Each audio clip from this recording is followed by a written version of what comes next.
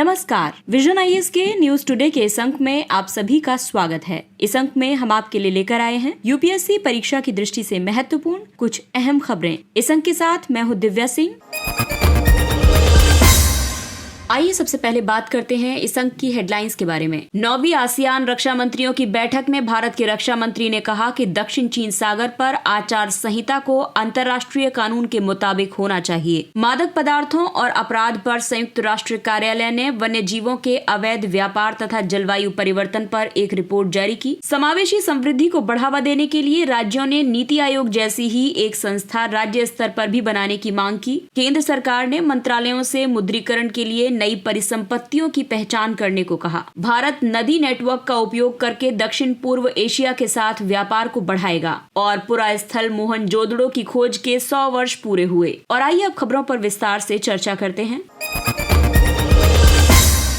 इस अंक की सबसे पहली खबर महत्वपूर्ण संस्थान आसियान से संबंधित है। इसके अलावा इस खबर का सरोकार भारत की विदेश नीति और कूटनीति से भी है। दक्षिण चीन सागर पर आचार संहिता को अंतर्राष्ट्रीय कानून के संगत होना चाहिए। हाल ही में 9वीं ASEAN defence ministers meeting plus संपन्न हुई है। इस बैठक को संबोधित करते हुए भारत के रक्षा मंत्री ने कहा है कि दक्षिण चीन सागर पर आचार संहिता से जुड़े समझौतों को अंतर्राष्ट्रीय कानूनों के अनुरूप होना चाहिए। इसे विशेष रूप से संयुक्त राष्ट्र समुद्री कानून पर कन्वेंशन यानी अंक्लोज का पालन करना चाहिए। ये आचार संहिता आसियान और चीन के बीच निर्धारित है। इसका उद्देश्य दक्षिण चीन सागर में संघर्ष को कम करना है। दक्षिण चीन सागर में चीन के समुद्री और प्रादेशिक विस्तारवादी दावे आसियान के कुछ सदस्य देशों के साथ विवाद का कारण बन रहे हैं। इस आचार संहिता को तैयार करने की प्रक्रिया वर्ष 1992 में शुरू हुई थी। उस समय आसियान ने दक्षिण चीन सागर में प्रादेशिक विवादों पर अपना पहला वक्तव्य जारी किया था। वर्ष 2002 में दक्षिण चीन सागर के पक्षकारों के लिए आचार घोषणा पर हस्ताक्षर किए गए थे। साथ ही इस पर दिशा निर्देशों के मसौदे को वर्ष 2011 में अपनाया गया था। अब यहाँ दक्षिण चीन सागर की स्थिति देखें तो इसका महत्व इसलिए भी है क्योंकि विश्व के संपूर्ण समुद्री व्यापार का लगभग 1/3 इसी क्षेत्र से होता है। हिंद प्रशांत क्षेत्र के साथ भारत का लगभग 55% व्यापार भी दक्षिण चीन सागर के माध्यम से होता है। इसके अलावा दक्षिण चीन सागर क्षेत्र मत्स्य संसाधनों, तेल, गैस और दुर्लभ मृदा धातुओं के भंडार से समृद्ध है। वहीं भू सामरिक स्थिति देखें तो ये प्रशांत महासागर को हिंद महासागर से जोड़ता है। इसलिए भी दक्षिण चीन सागर की जो अवस्थिति है वो बहुत महत्वपूर्ण है। अब इसमें भारत का पक्ष ये है कि ऐतिहासिक रूप से भारत ने दक्षिण चीन सागर में देशों के प्रतिस्पर्धी दावे को संतुलित करने का प्रयास किया है। इस मामले में भारत चीन को नाराज करने से हमेशा से बचता रहा है। अब क्योंकि चीन की स्थिति भारत से काफी बेहतर है तो इसलिए भारत हमेशा ये सोचेगा कि चीन से डायरेक्टली कोई पंगा न लिया जाए। तो ऐसे में भारत क्या करता है कि जो छोटे छोटे देश होते हैं दक्षिण पूर्व एशिया के, उनको संतुलित करता रहता है और उनको मुखर रूप से ना सही लेकिन दबे स्वर में समर्थन जरूर देता है। जैसे चाहे जापान का मामला हो या फिलीपींस का मामला हो, हमेशा भारत इन देशों के साथ में खड़ा रहा है और दक्षिण चीन सागर पर इनके दावों को उसने कभी भी नकारा नहीं है। हालांकि भारत के हालिया वक्तव्यों से ये पता चलता है कि भारत इस मामले में ज्यादा सक्रिय भूमिका निभाने की दिशा में आगे बढ़ रहा है और भारत के रुख में ये जो बदलाव आया है ये उसकी एक्ट ईस्ट नीति और समग्र हिंद प्रशांत विजन से निर्देशित है। और आइए बात करते हैं अंक्लोज के बारे में। अंक्लोज विश्व के महासागरों और समुद्र के लिए कानून एवं व्यवस्था के लिए व्यापक प्रावधान करता है। इसमें महासागरों और उनके संसाधनों के समस्त उपयोगों को शासित करने वाले नियम बनाए गए हैं। इसे वर्ष 1982 में अपनाया गया था और भारत ने भी इस कन्वेंशन पर हस्ताक्षर किए थे।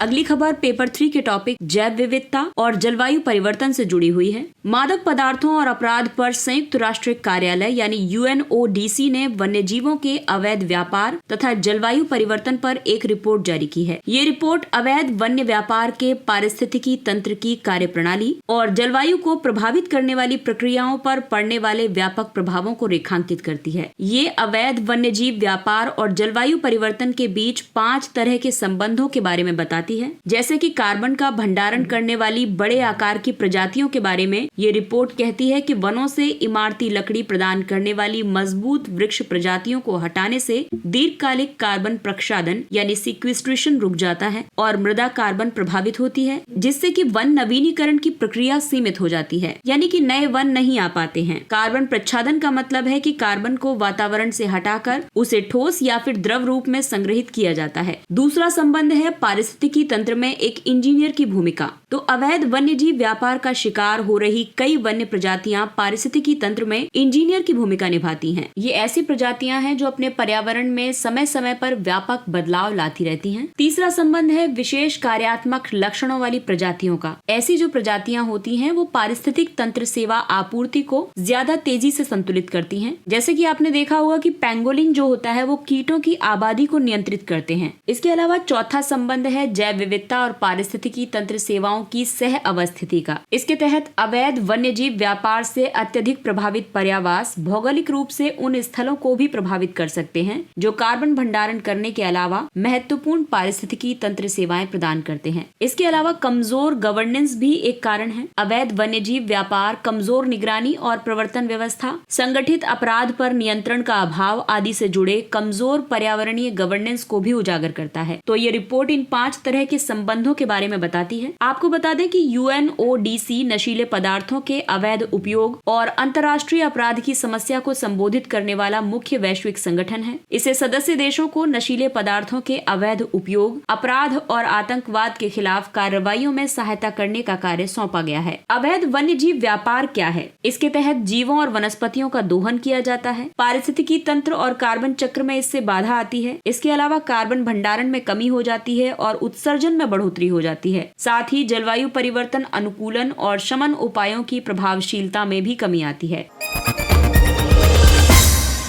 अगली खबर केंद्र राज्य संबंधों पर आधारित है। पेपर 2 का टॉपिक है ये। समावेशी समृद्धि को बढ़ावा देने के लिए राज्यों ने नीति आयोग जैसी ही एक संस्था राज्य स्तर पर भी बनाने की मांग की है। कई राज्यों ने नीति आयोग से राष्ट्रीय भारत परिवर्तन संस्था यानी नीति आयोग की तर्ज पर राज्य परिवर्तन संस्थाएं SITs गठित करने की मांग की है और इसके पीछे राज्यों का तर्क विकास को बढ़ावा देना और समावेशी समृद्धि सुनिश्चित करना है। अगर इस तरह की संस्थाएं बनती हैं तो सहकारी संघवाद की प्रतिबद्धता भी प्रभावी होगी। हाल ही में ऐसा ही एक प्रयोग महाराष्ट्र परिवर्तन संस्था यानी मित्र की स्थापना करके किया गया है। दरअसल SITs की आवश्यकता इसलिए भी है क्योंकि बुनियादी सेवाओं के वितरण में वित्त की उपलब्धता की तुलना में राज्य की क्षमता और अभिशासन संबंधी खामियां बड़ी चुनौतियां होती हैं और ये संस्था इसमें सुधार ला सकती है। सेवा वितरण में कमियां गरीबों को अधिक नुकसान पहुंचाती है। ये संस्था इन कमियों को दूर कर सकती है। राज्य क्षमता का निर्माण और ज्यादा लाभकारी है क्योंकि ये 10 से 20 गुना ज्यादा लागत प्रभावी है। वहीं SITs के महत्व की बात करें तो लोकतांत्रिक जवाबदेही को राज्य में भी स्थानांतरित किया जा सकता है। साथ ही 14वें वित्त आयोग की सिफारिशों के बाद राज्य अपनी बढ़ी हुई राजकोषीय क्षमताओं का लाभ उठा सकेंगे। ये किसी नीति निर्माण के परीक्षण के लिए मूल्यवान प्रयोगशालाएं सिद्ध हो सकती हैं। राज्यों की क्षमता निर्माण के लिए नीति आयोग ने कई पहलें की हैं, जैसे कि अवसंरचना परियोजनाओं के लिए राज्यों को विकास समर्थन सेवाएं शुरू की गयी। इससे अवसंरचना परियोजना का निरंतर वितरण सुनिश्चित किया जा सकेगा। इसके अलावा state finance and coordination vertical का गठन किया गया। इसका उद्देश्य समष्टि आर्थिक, वित्तीय और सामाजिक संकेतकों पर राज्यवार डेटाबेस बनाए रखना है। साथ ही राज्य सहायता मिशन शुरू किया गया। ये राज्यों की विकास रणनीतियों को उत्प्रेरित करने के लिए अत्याधुनिक परियोजनाओं की शुरुआत करेगा और इसके लिए ये एक बहुविषयक इकोसिस्टम के रूप में कार्य करेगा।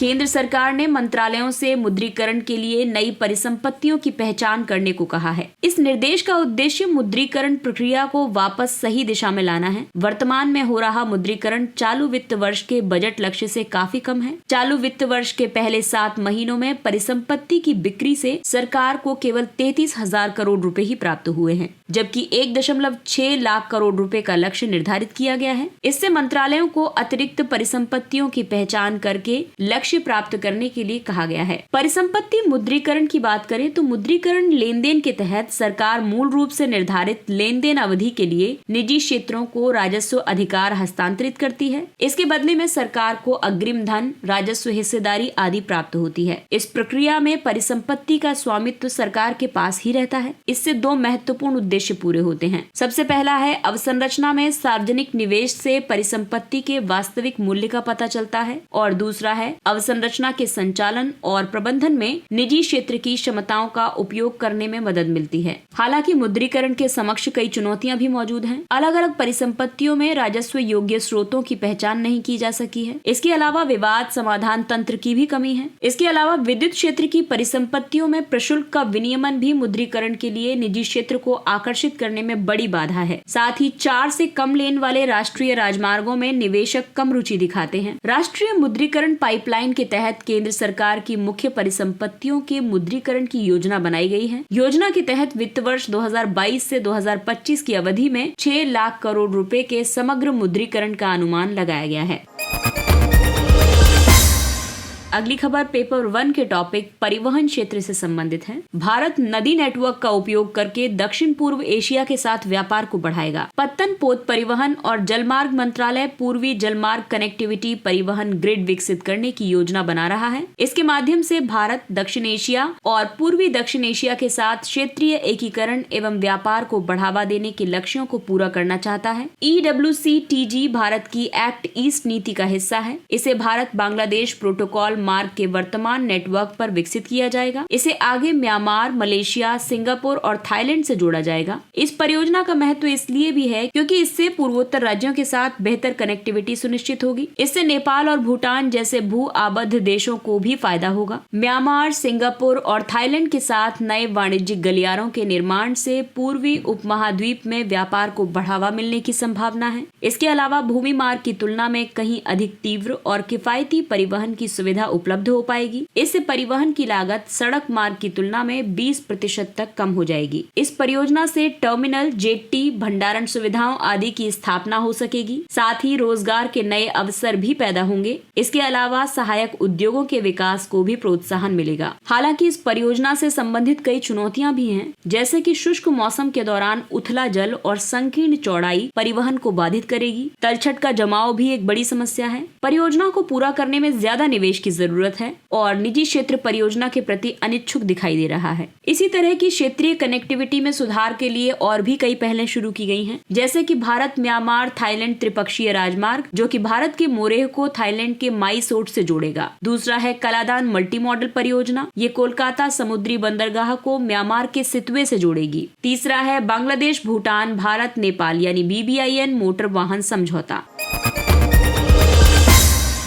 और आइए अब बात करते हैं पेपर 1 के टॉपिक आर्ट एंड कल्चर से संबंधित है। ये टॉपिक मोहनजोदड़ो की खोज के 100 वर्ष पूरे हुए हैं। वर्ष 1922 में राखलदास बनर्जी ने मोहनजोदड़ो में पुरातात्विक अवशेषों की खोज की थी। आपको बता दें कि मोहनजोदड़ो यूनेस्को की विश्व धरोहर सूची में शामिल है। मोहनजोदड़ो का मतलब है मृतकों का टीला। ये प्राचीन सिंधु घाटी सभ्यता के मुख्य नगरों में से एक था। ये पाकिस्तान के सिंध प्रांत में सिंधु नदी के तट पर स्थित है। ये सिंधु सभ्यता के महानगर का प्रतिनिधित्व करता है। सिंधु घाटी में इसका विकास 2500 से 1500 ईसा पूर्व के बीच हुआ था। मोहनजोदड़ो को 2 वर्गों में विभाजित किया गया है, एक छोटा लेकिन ऊंचा क्षेत्र और दूसरा बड़ा लेकिन निचला क्षेत्र। ये प्राचीन सभ्यता का एक आदर्श नियोजित नगर था। यहाँ के घरों में स्नान घर, शौचालय और जल निकासी की अच्छी व्यवस्था थी। मोहनजोदड़ो में सड़कों और गलियों को लगभग ग्रिड पैटर्न पर बनाया गया था। ये एक दूसरे को समकोण पर काटती थी। गढ़ी क्षेत्र में ऐसी संरचनाओं के प्रमाण मिले हैं, जिसमें कि गोदाम, विशाल स्नानागार आदि मिले हैं। इनका उपयोग शायद विशेष सार्वजनिक उद्देश्यों के लिए किया जाता था। इसके अलावा मोहनजोदड़ो से नर्तकी की मूर्ति, पशुपति की मुहर, दाढ़ी वाले व्यक्ति की मूर्ति और बड़े अन्न भंडार आदि भी मिले हैं। दरअसल राखलदास बनर्जी भारतीय पुरातत्व सर्वेक्षण के एक अधिकारी थे। उन्होंने वर्ष 1914 में प्रकाशित प्राचीन मुद्रा पुस्तक लिखी थी। ये मुद्रा शास्त्र पर केंद्रित पुस्तक थी। इसमें सिक्कों का अध्ययन किया गया था। उन्होंने बंगाली और अंग्रेजी में कई विनिबंध एवं पुस्तकें, बांग्लार इतिहास सहित और उपन्यास लिखे थे। वे बनारस हिंदू विश्वविद्यालय में प्राचीन भारतीय इतिहास और संस्कृति के शिक्षक थे।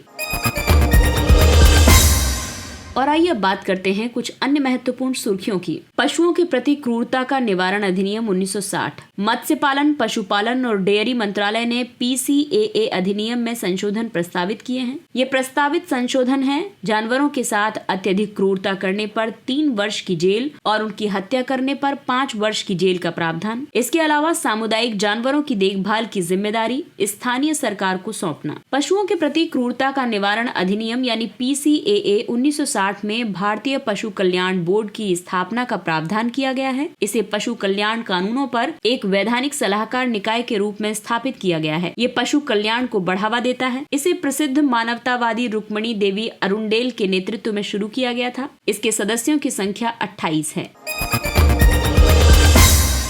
इंडिया यंग वाटर प्रोफेशनल कार्यक्रम। इस कार्यक्रम को राष्ट्रीय जल विज्ञान परियोजना के तहत शुरू किया गया है। ये कार्यक्रम ऑस्ट्रेलियन वाटर पार्टनरशिप द्वारा समर्थित है। राष्ट्रीय जल विज्ञान परियोजना जल शक्ति मंत्रालय की एक केंद्रीय योजना है। इसका उद्देश्य जल संसाधनों की जानकारी की सीमा और गुणवत्ता में सुधार करना है। साथ ही जल संसाधन प्रबंधन संस्थानों की क्षमता को मजबूत भी करना है। इस कार्यक्रम का लक्ष्य युवा जल पेशेवरों की क्षमता का निर्माण करना है। साथ ही उन्हें आवश्यक ज्ञान, कौशल और दृष्टिकोण प्रदान करना है। इससे वे देश के जल क्षेत्र में अपना सर्वश्रेष्ठ योगदान दे सकेंगे। ये लैंगिक समानता और विविधता पर केंद्रित है। अगला है मार्ग पोर्टल। उद्योग संवर्धन और आंतरिक व्यापार विभाग ने मार्ग पोर्टल पर पंजीकरण के लिए स्टार्टअप्स से आवेदन आमंत्रित किए हैं। मार्ग यानी mentorship, advisory, assistance, resilience and growth का संक्षिप्त रूप। ये पोर्टल अलग अलग क्षेत्रों, कार्यों, चरणों, भौगोलिक क्षेत्रों और पृष्ठभूमि के स्टार्टअप्स के लिए मेंटरशिप की सुविधा प्रदान करता है। दरअसल इस पोर्टल का उद्देश्य स्टार्टअप्स को क्षेत्र केंद्रित मार्गदर्शन, शुरुआती समर्थन और सहायता प्रदान करना है। मेंटर यानी मार्गदर्शन करने वाला और मेंटी यानी मार्गदर्शन प्राप्तकर्ता। तो ये पोर्टल मेंटर और मेंटी संलग्नता की समय पर ट्रैकिंग के लिए कुशल मेंटरशिप और एक तंत्र की सुविधा प्रदान करेगा। इसमें अनुकूल करने योग्य मेंटरशिप प्रोग्राम, योगदान देने वाले मेंटर्स के लिए मान्यता आदि शामिल है।